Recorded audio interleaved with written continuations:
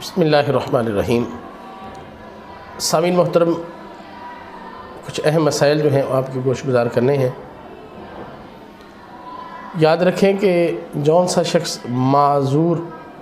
یعنی شرعی معذور ہوتا ہے وہ ایک نماز کے وقت جو ہے وضو کرے گا۔ یعنی مثال کے طور پہ اگر ظہر کی اذان ہو گئی ہے، اس نے وضو کر لیا ہے، تو ظہر کا وقت جب تک رہے گا اس وقت تک وہ جتنی نمازیں پڑھنا چاہتا ہے وہ پڑھ سکتا ہے۔ اس میں وہ فرض بھی پڑھ سکتا ہے، اس کے اندر وہ نفل بھی ادا کر سکتا ہے۔ اب سوال یہ پیدا ہوتا ہے کہ شرعی معذور ہوتا کون ہے؟ تو یاد رکھیں کہ شرعی معذور جو ہے اگر دو نمازوں کے درمیان یعنی ظہر کا ٹائم ہے اور ظہر کے بعد عصر شروع ہو جاتی ہے، اس دورانیہ میں اگر وہ نماز پڑھنا چاہے اور وہ 4 فرض جو ہیں وہ ظہر کے ادا نہ کر سکتا ہو، یعنی وہ وضو کرنے جائے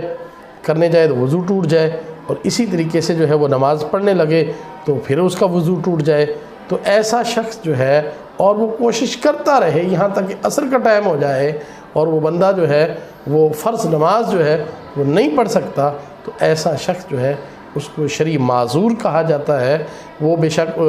جو ہے وہ اسے پیشاب کے قطرے آتے ہوں یا ریح کا خارج ہونا ہو، یا جو ہے وہ عورت جو ہے اس کو جو ہے وہ استحاضے کا خون آتا ہو یا نصیر جو ہے وہ پھوٹتی ہو، کوئی بھی ایسا جو عذر ہے، یہ ایسا بندہ جو ہے وہ فرض ادا نہ کر سکتا ہو، تو وہ آدمی شرعی معذور ہے۔